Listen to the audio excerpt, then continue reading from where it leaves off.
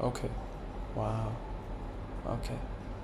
All right. I think this is so interesting.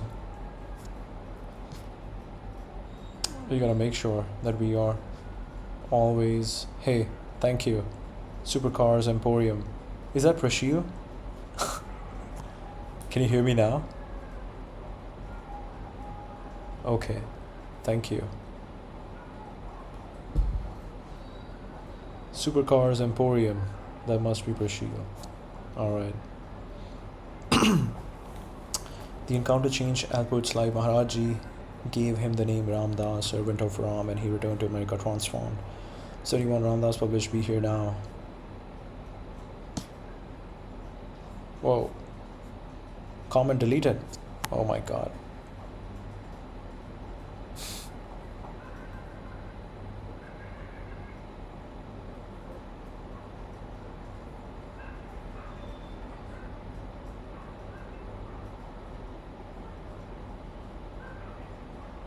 Alright.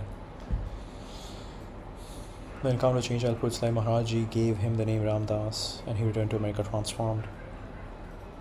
What psychedelics alone could offer. So this is very interesting. It's like once you go deep into psychedelics, you kind of realize that okay, what you can pretty much find the same experience through music. You can pretty much find the same experience through travel. And travel, specifically not travel to those places, travel to India. Albert traveled to India in 1967, where another Western seeker named Bhagwan Das eventually led him to a guru named Karoli Baba.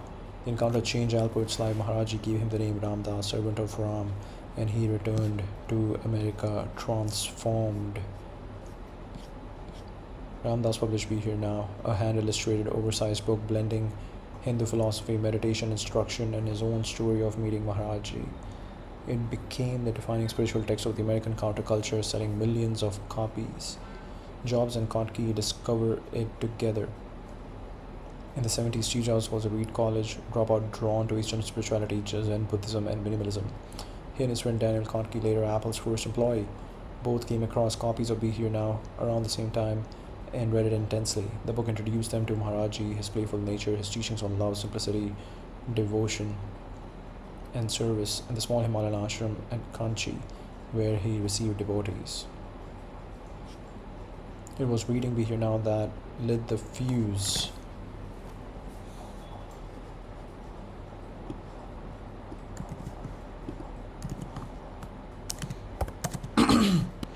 How long did he stay at Apple? I'm actually really curious. Let's see. Daniel Kotke and Steve Jobs. Wow. History. Quietly pivotal one at Apple. He was there from around 76 to 80. Make his story feel like a footnote with emotional weight. He was one of the Apple's very first employees, often called employee number 12, though numbering was informal back then. He worked closely with Steve Jobs, and Steve Wozniak assembling early Apple computers, literally soldering the future together. Despite being so early, he didn't receive significant stock initially. Jobs delayed giving him shares. This became a bit of a public moment years later during an 85 talk where Kotke emotionally spoke about it, and Jobs, visibly uncomfortable, eventually agreed to give him stock. So his tenure wasn't long, but it sits in that mythic garage era, the phase where companies are less corporations and more campfires with circuitry. What are some of his quotes on Steve Jobs and his experience at Apple?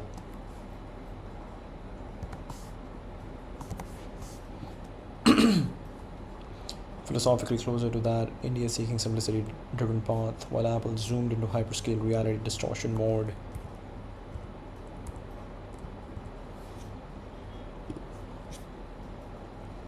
Cinematic. Equal parts admiration, hurt, and clear-eyed honesty. His quotes feel like postcards from the emotional underside of Apple's origin story. Steve could be very charismatic. He had this ability to make you feel like you were part of something important. Kotke often emphasized that Jobs wasn't just a boss, he was a gravitational field. You didn't just work at Apple, you orbited in. On the famous reality distortion field, Steve had a reality distortion field. You could be convinced of almost anything. By the way, the only thing that I said is that, yeah, this is the first stream in India. I think so. This is the first stream in India, so we're very excited. We're very excited to keep going. See, where it really distortion and feel, you could be convinced of almost anything. This wasn't just hype, it was a kind of psychological engineering. Kotke saw it up close before the world had a name for it. On not receiving stock early on, I was very hurt.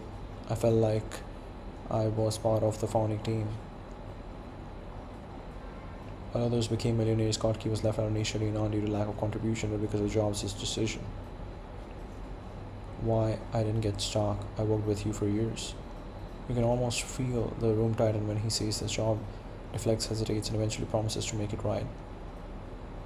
We were looking for enlightenment. We thought we might find it in India. Scientists offer almost went like before Apple, before money, just two young seekers chasing something invisible. On Jobs as a person, not just a legend. Steve was a complicated guy. He could be very kind and he could be very harsh. No mythology here, just a human being with sharp edges and bright light. Our early Apple culture, we were just a bunch of kids building computers. We didn't think we were starting a huge company. That innocence is the wild part. The future was being assembled on workbenches without anyone quite realizing the scale of what they were mid-wifing. Mid-wifing is such a cool term. If you zoom on, Kotke's voice is like the acoustic version of the Apple story, less polished, more intimate, and maybe closer to the truth. His playful nature, his teachings on love, simplicity, devotion, and service in the small Himalayan ashram where he received devotees.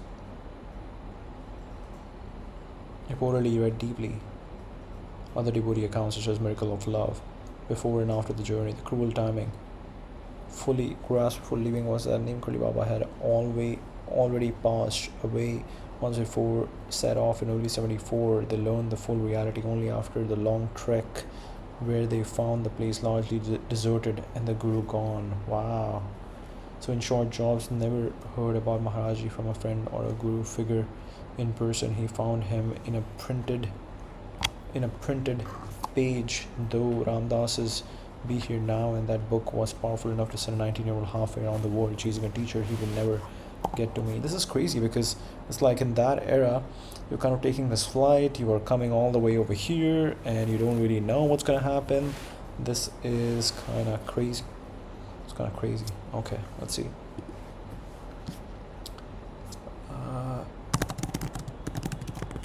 From the book.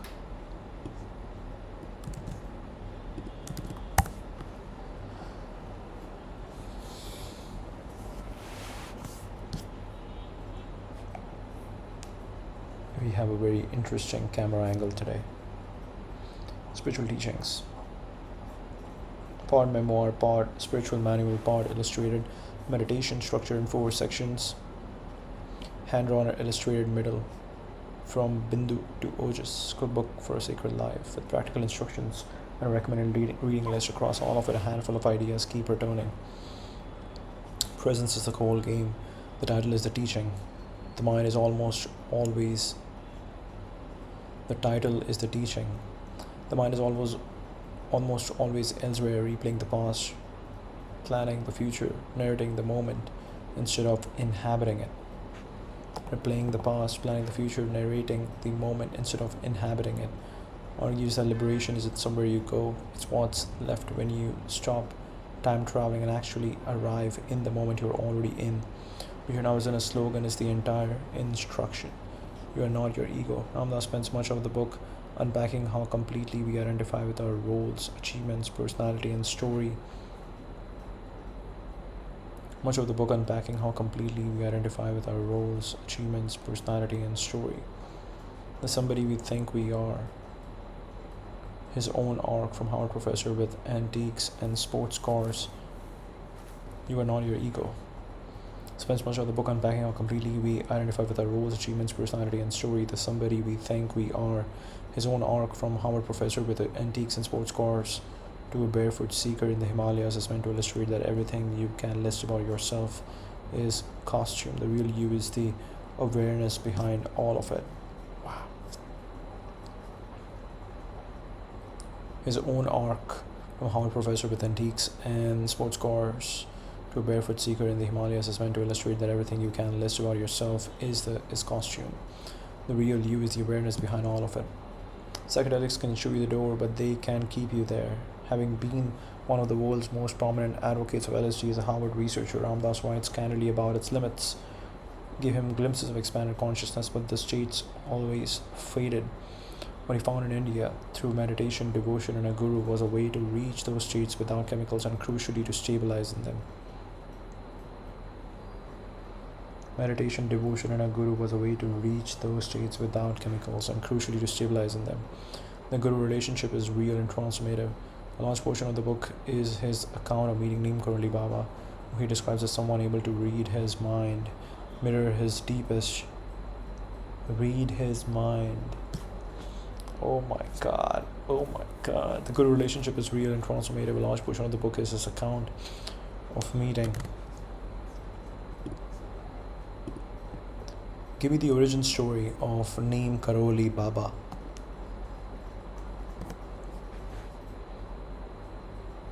He describes someone who is able to read his mind, mirror his deepest fears and longings back to him, and love him unconditionally regardless. Read his mind, mirror his deepest fears.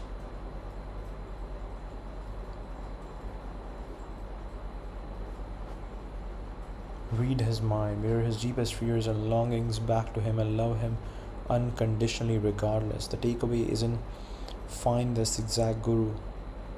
It's that genuine spiritual transmission usually happens person to person, though someone further along the path who can see you clearly. Many paths, one mountain. Ram Dass weaves together Hindu bhakti, devotion, karma yoga, selfless service, Jnana yoga, knowledge, Buddhist mindfulness, Christian mysticism, and Sufi poetry.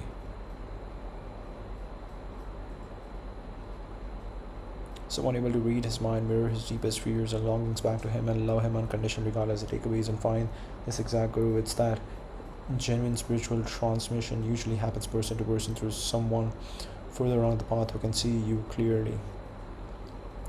Many paths, one mountain. Ram Dass weaves together Hindu bhakti, devotion, karma yoga, selfless service, Jnana yoga, knowledge, Buddhist mindfulness, Christian mysticism, and Sufi poetry. The point is that the world's contemplative traditions are pointing at the same thing in different vocabularies.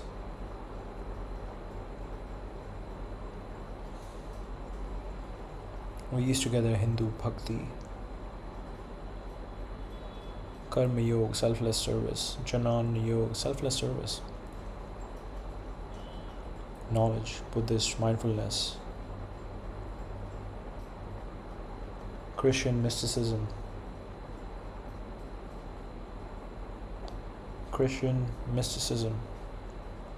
and Sufi poetry. The point is that the world's contemplative traditions are pointing at the same thing in different vocabularies. The seeker should pick what resonates rather than argue about which religion is right. We use together Hindu bhakti, karma yoga, selfless service, Jnana yoga, Buddhist mindfulness, Christian mysticism, and Sufi poetry.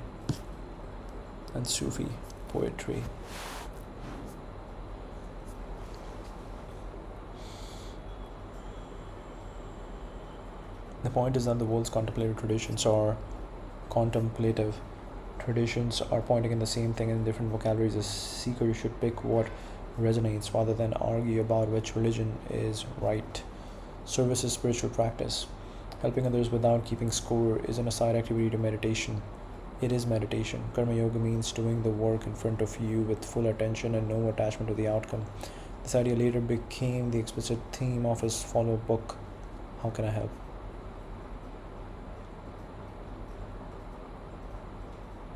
Doing the work in front of you with full attention and no attachment to the outcome.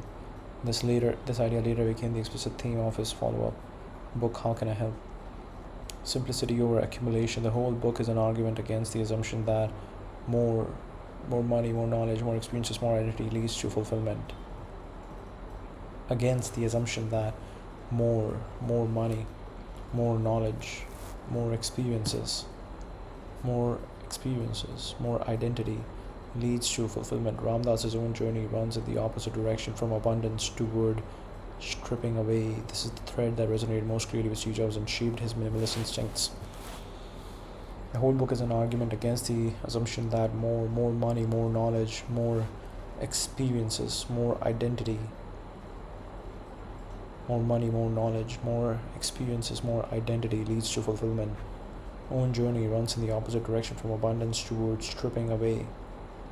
This is the thread that resonated most clearly with Steve Jobs and shaped his minimalist instincts, practice daily and unglamorously.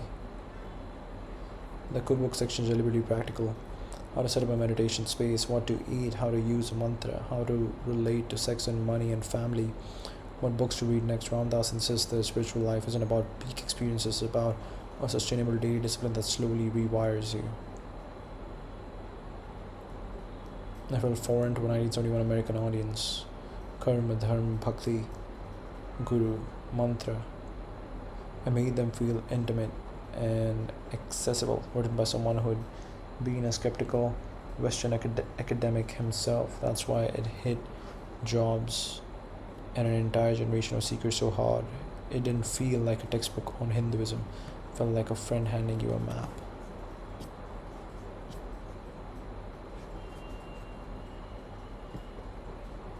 Tell me about the life of Ramdas after visiting India.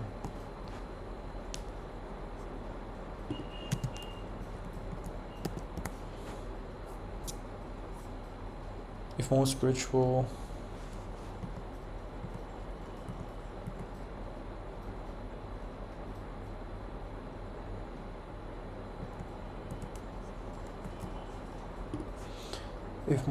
figures feel like mountains you can point at on a map, it feels more like fog that appears, transforms people and disappears again. Less biography and more a trail of footprints that don't quite stay still. The beginning or something like it. He was born as Lakshman Narayan Sharma around 1900, small village of Uttar Pradesh, Akbarpur. No lightning bolts, no prophecy scroll, just a boy who by most accounts didn't quite fit inside ordinary life. Married very young, as was the custom, had children, then quietly walked away. Not dramatically, not rebelliously, more like someone slipping out of a room once they have understood the conversation, the wandering phase. The hero wanders, the hero struggles, the hero returns. You are that hero. As a young man, he became a sadhu, renunciate, going across North India. This is where the mythology begins to breathe. Stories from this period read like glitches in reality, appearing in two places at once, knowing strangers' thoughts. Appearing in two places at once, knowing strangers' thoughts instantly, materializing objects, food, blankets, fruit out of nowhere. You can take these as miracles, metaphors, or something in between, but what's consistent across accounts is the effect he had on people. They felt completely seen and strangely loved. The Neem Karoli moment, how he got his name, is the closest thing to a cinematic origin scene on a train near a village called Neem Karoli. Neem Karori. A ticket inspector throws him off the train for not having a ticket. The train refuses to move afterward. Engineers panic, nothing works, someone suggests bringing the sadhu back. They do. He boards. The train starts again. He reportedly asked for two things: a stop to be built at that village, better treatment of sadhus. The legend spreads, the name sticks, he becomes Neem Karoli Baba. The stillness phase, Kanchi Dham. Eventually he settles intermittently in places like Kanchi Dham in the Himalayan foothills. Settle is generous, he never quite becomes institutional. No formal lectures, no structured doctrine, no system to sell.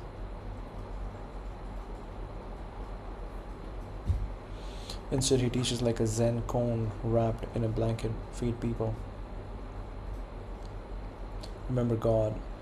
Feed people. Remember God. Feed people. Oh, this is so cool. This is so cool. This is so cool. Feed people. Remember God. Love everyone. Serve everyone. Instead, he teaches like a Zen cone wrapped in a blanket. Feed people. Remember God. Love everyone. Serve everyone. That's it. No footnotes.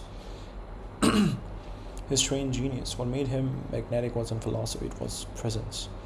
People reported that he knew deeply personal things instantly, reflected your inner state back at you like a mirror, dissolved your mental noise just by being there. Dissolved your mental noise just by being there. Western seekers like Ramdas encountered him and came back rewired. Ramdas didn't just write about him, he translated him into Western consciousness through Be Here Now. Quietly changed the trajectory of modern technology culture, a Himalayan ripple turning into silicon minimalism, not a bad side quest. Wow. The exit. He passed away in 1973. No grand final speech, no succession plan, just absence. And yet, paradoxically, more people started meeting him after he was gone through stories, books, and places like Kanchi, their real origin.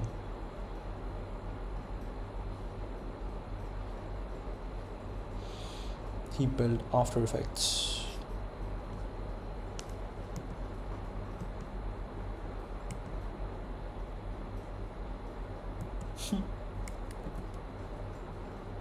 My shoes.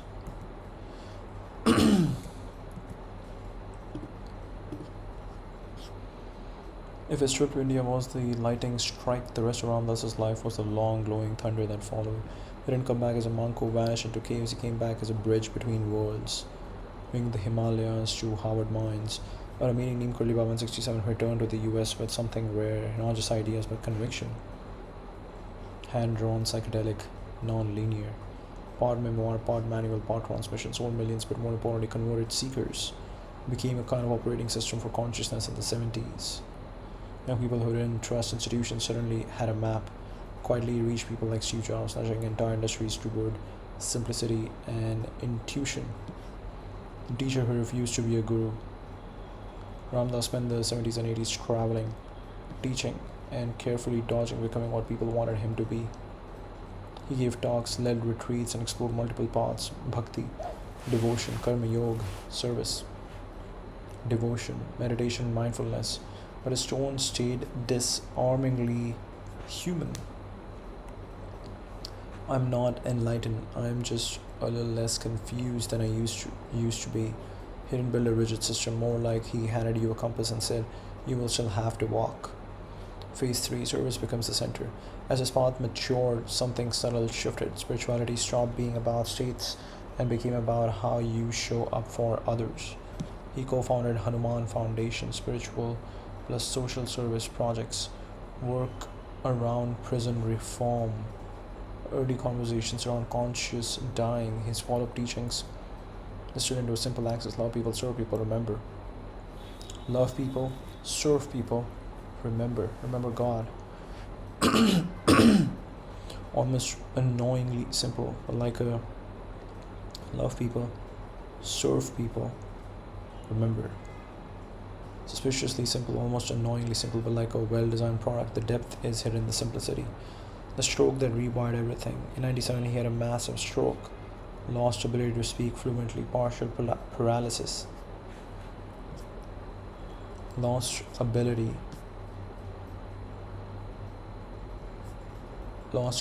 to speak fluently, partial paralysis, forced into stillness. For many teachers, this would have been a tragic interruption. It became the final teaching. He called it fierce grace. No escape into eloquence, no hiding behind philosophy, just being. People who visited him in Moi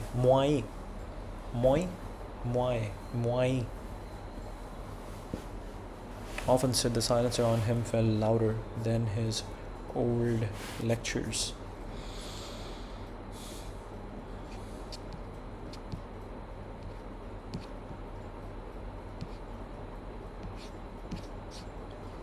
The stroke that rewired everything. He had a massive stroke. The elder in Moi, wow, I can't say that word, Moi. He spent his later years in Moi in a wheelchair, receiving visitors. Not as a guru on a pedestal, but almost like a spiritual grandfather with cosmic Wi-Fi. Conversation became slower, softer, more distal, less teaching, more transmission through presence. He leaned deeply into death as a transition, not an end. Love is the only thing worth optimizing, identity as something to gently loosen. Death as a transition, not an end. Less teaching, more transmission through presence. Love is the only thing worth optimizing. Identity is something to gently loosen. The exit. He passed away in 2019, but his real legacy isn't in institutions, it's in a quiet pattern you will notice. Death is a transition, not an end. Love is the only thing worth optimizing. Identity is something to gently loosen. But his real legacy is in institutions, then quiet pattern you will notice. Someone reads "Be Here Now," something shifts. They simplify, they serve, they soften, and the loop continues. The deeper arc, if you zoom out his life, is a kind of symmetry before India, mind, intellect, control. After India, seeking, sharing, teaching, surrender, being, embodying. Seeking, sharing, teaching, like a curve bending towards stillness. The essence of Nikolai was the sun, Ramdas was the moon, reflecting that light in a way that the West could see. A translatable. Service is spiritual practice, helping others without keeping scores in a side activity. To meditation, it's meditation. Simplicity over accumulation. The whole book is an argument against the assumption that more money, more knowledge, more experiences, more identity leads to fulfillment. Ramdas's own journey runs in the opposite direction, from abundance toward stripping away. This is the thread that resonated most clearly with Steve Jobs and shaped his minimalist instincts. Practice daily and unglamorously.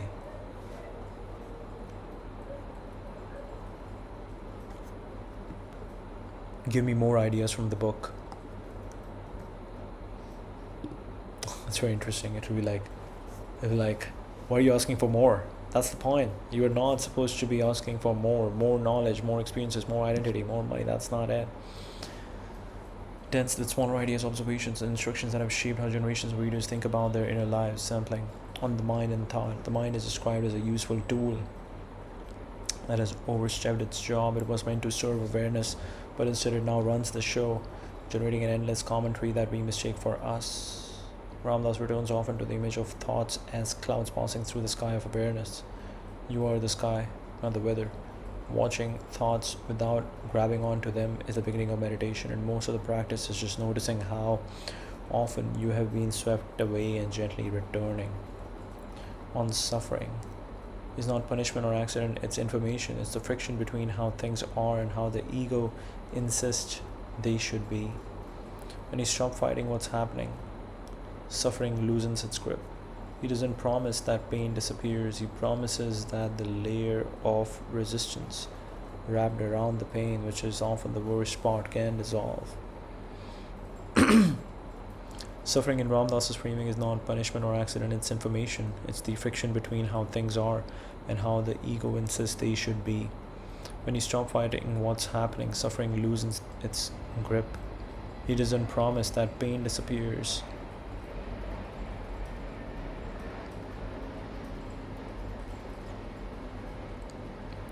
He doesn't promise that pain disappears. He promises that the layer of resistance wrapped around the pain, which is often the worst part, can dissolve. It's the friction between how things are and how the ego insists they should be. It's the friction between how things are and how the ego insists they should be. When you stop fighting what's happening, suffering loosens its grip. He doesn't promise that pain disappears. He promises that the layer of resistance wrapped around the pain, which is often the worst part, can dissolve. Attachment isn't loving something, it's needing something to be in a certain way for you to be okay. Ramdas distinguishes between desire, natural, human, and clinging, the source of unhappiness. Ramdas distinguishes between desire, natural, human, and clinging, the source of unhappiness. You can fully engage with life, work, relationships, even ambition, but the freedom is in being able to let go when life requires it. He uses the phrase, play the game fully, but know it's a game. It's needing something to be a certain way for you to be okay. Ramdas distinguishes between desire, natural, human, and clinging, the source of unhappiness. You can fully engage with life, work, relationships, even ambition, but the freedom is in being able to let go when life requires it. He uses the phrase play the game fully, but no, it's a game. On time, a recurring idea, the past exists only as memory, the future only as imagination. Both happen now, in the moment, in the only moment that ever actually exists. So when you are thinking about yesterday, you are really having a present moment experience of remembering. The future only is imagination. Both happen now, in the only moment that ever actually exists. So when you are thinking about yesterday, you are really having a present moment experience of remembering. Recognizing this collapses the felt distance between past, present, and future into a single point, which is liberating.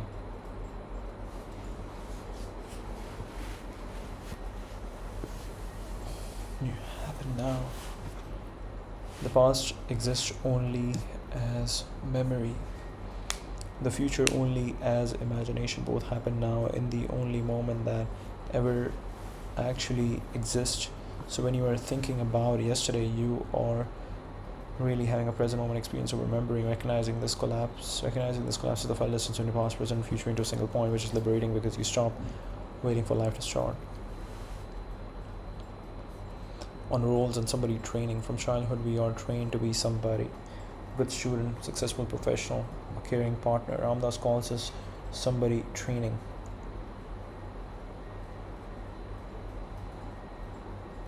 And he points out that almost all of our anxiety comes from maintaining and defending this constructed self.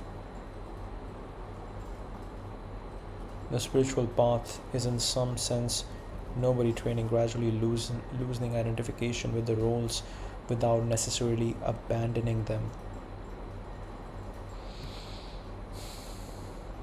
A good student, a successful professional, a caring partner. Ramdas calls this somebody training. And he points out that almost all of our anxiety comes from maintaining and defending this constructed self. The spiritual path is, in some sense, nobody training, gradually losing identification with the roles without necessarily abandoning them. On the witness, one of the book's most practical teachings is the cultivation of the witness, the part of you that can observe your own thoughts, emotions, and reactions without being consumed by them. The witness isn't another thought, it's the awareness in which thoughts appear. Strengthening this faculty is, in Ramdas's view, the single most useful spiritual skill because it's the ground from which everything else becomes possible.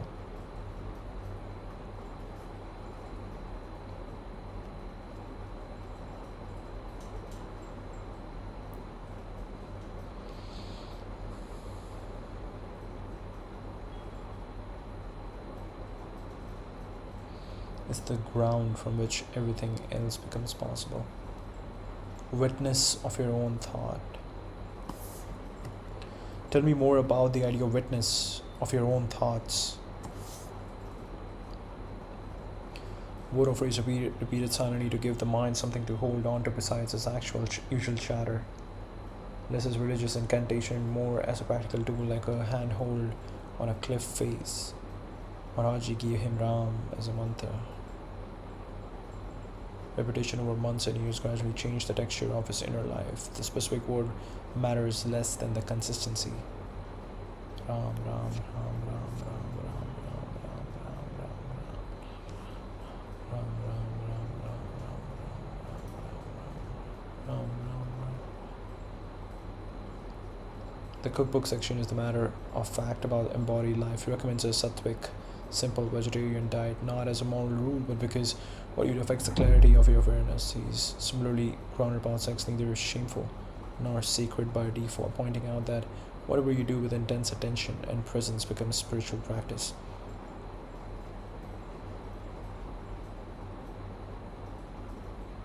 And whatever you do mechanically becomes just consumption. Whatever you do with intense attention and presence becomes spiritual practice, and whatever you do mechanically becomes just consumption. The body, he insists, is not an obstacle to enlightenment, it's the instrument through which it happens. On gurus and spiritual teachers, he's careful to distinguish a real teacher from a charismatic personality. A real guru, he writes, doesn't want followers. They want to give you back to yourself. Oh my god. He's careful to distinguish a real teacher from a charismatic personality. A real guru, he writes, doesn't want followers. They want to give you back to yourself.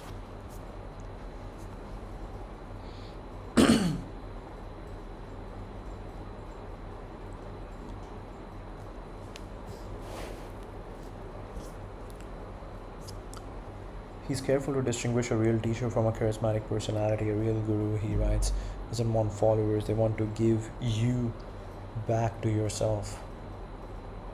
Give you back to yourself. Wow.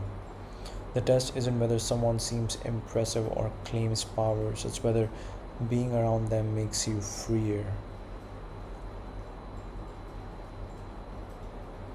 It's whether being around them makes you freer. He also warns about spiritual materialism, using meditation, retreats, and gurus to inflate the ego rather than dissolve it.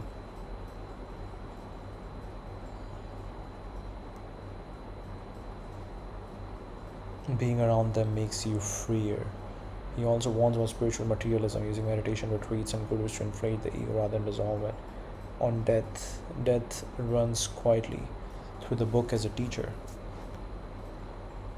Awareness of mortality isn't morbid in his framing, it's clarifying. When you actually accept that this life ends, the trivial concerns shrink and the real questions sharpen. He treats death as the final letting go that the whole spiritual path has been rehearsing for. When you actually accept that this life ends, the trivial concerns shrink and the real questions sharpen. He treats death as the final letting go that the whole spiritual path has been rehearsing for. On laughter and lightness, for all its seriousness, be here now is striking for how often Ram Das insists on humor. Maharaj laughed constantly. Ram Das argues that any spiritual teaching that produces only solemnity has missed something. The cosmic joke in his telling is that we have been frantically searching for what we already are. Real awakening tends to come with laughter, not gravitas. For all its seriousness, striking how often Ram Das insists on humor. He laughed constantly. Ram Das argues that any spiritual teaching that produces only solemnity has missed something. The cosmic joke in his telling is that we have been frantically searching for what we already are. Real awakening tends to come with laughter, not gravitas. On feeding the right wolf, a practical instruction that runs throughout. In any given moment, you're choosing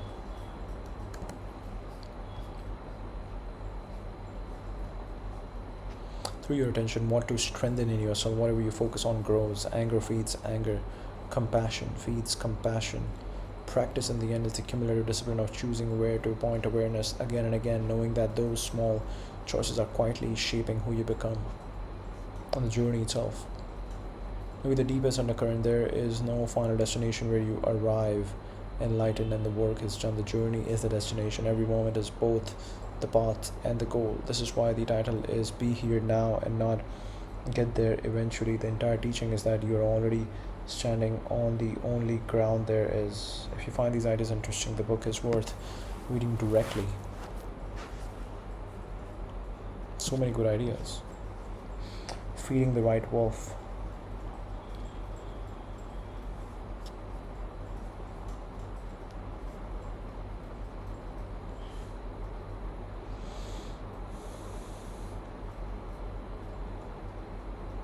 From childhood, we are trained to be somebody. A good student, a successful professional, a caring partner. Ram Das calls this somebody training. And he points out that almost all of our anxiety comes from maintaining and defending this constructed self. The spiritual path is, in some sense, nobody training, gradually losing identification with the roles without necessarily abandoning them.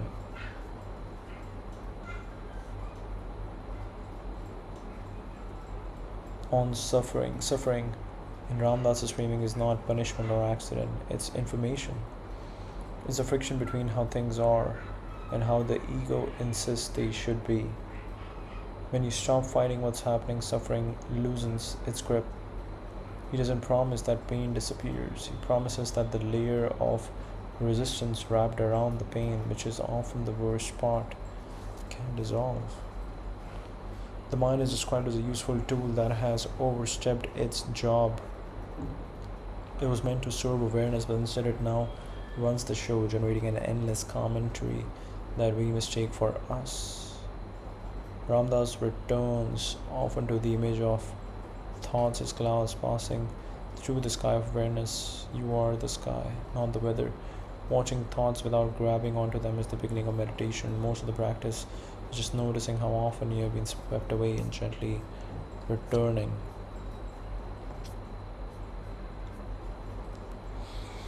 One of the oldest ideas in contemplative philosophy, and Ramdas treats it as spiritual doorway into everything else. It's worth slowing down on because it sounds abstract until you actually try it. Sit quietly for 60 seconds and try to watch your own thoughts. Within moments, something strange becomes apparent. There is a thought, and then there's something noticing the thought. The thought says, I'm hungry, or I should reply to that email, or this is boring. But who is noticing that the thought arose? That noticing is not itself a thought, it's awareness.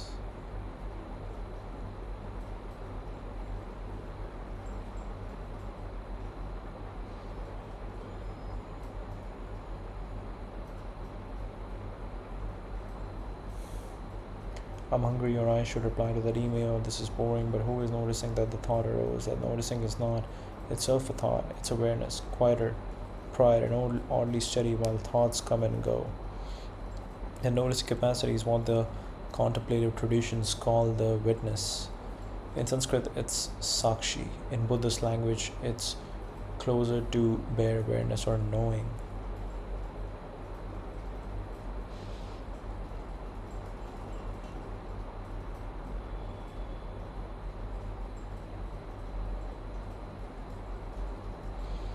Borrows from all of these, but his contribution is making the idea unintimidating. The witness isn't mystical, he insists. You're already doing it, you just haven't noticed that you are noticing. Most psychological suffering comes from being completely fused with your thoughts and emotions. When anger rises, you don't experience anger is present. You experience I am angry. And the I and the anger are indistinguishable. You become the storm. The witness creates a small, crucial gap. Anger arises, and instead of being the anger, you notice the anger. That gap, sometimes barely a fraction of a second wide, is where freedom lives. From inside the storm, you can only react. From the witness position, you can choose. Ramdas calls this creating space around your experience.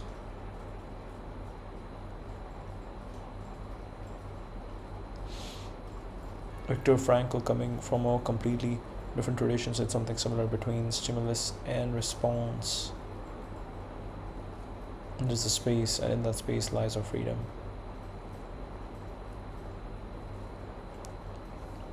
What the witness actually feels like, the first thing to understand is what it isn't. The witness is not another voice in your head commentating on the first voice. That's just thinking about thinking.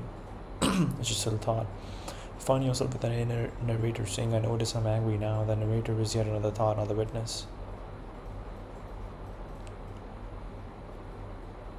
The witness is silent. It's the awareness in which both the original thought and the commentary appear.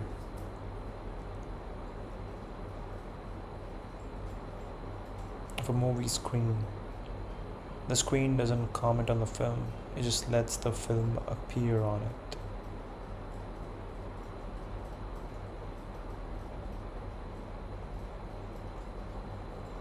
The screen isn't changed by the film. A love scene doesn't make the screen romantic. A fire scene doesn't burn the screen. Awareness has that quality.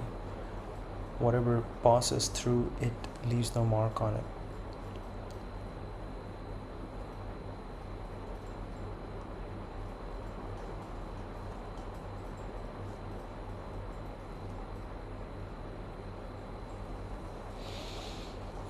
A useful exercise. Notice the silence between two thoughts. There's always a gap, however brief. The capacity that registers that gap, that's pointing at the witness. The witness is not detachment. It's the most common misunderstanding, and Ram Dass addresses it directly. People here watch your thoughts and feelings without identifying with them, assume the goal is to become cold, distant, or unmoved, a kind of emotional retreat where nothing affects you. That's not it. The witness doesn't make you feel less. If anything, it lets you feel more. Because you are no longer secretly bracing against your own emotions. When sadness arises and you are not fused with it, you can actually let it move through you fully. Feel it, honor it, let it pass, instead of either drowning in it or numbing it. Witnessing is intimacy with experience, not distance from it. The guest house.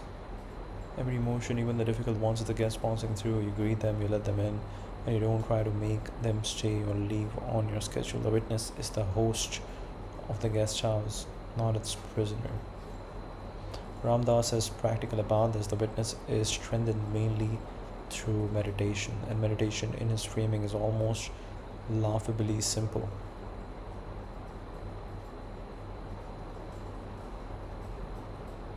Ram Dass is practical about this. The witness is strengthened mainly through meditation. Meditation is his framing. In his framing is almost laughably simple. Sit, watch your breath, or repeat a mantra. Notice when you have been pulled into thought and gently return. The noticing part is the witness flexing. Every time you catch yourself lost in thought, you have just exercised the muscle.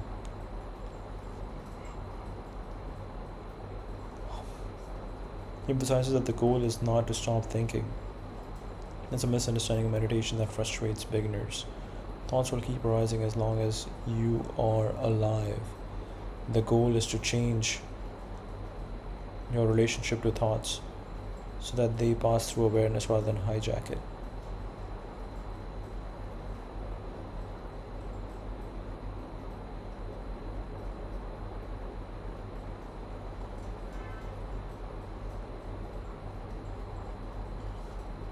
The goal is to change your relationship to thoughts so that they pass through awareness rather than hijack it. Outside of formal meditation, the practice is to keep returning to the witness throughout the day.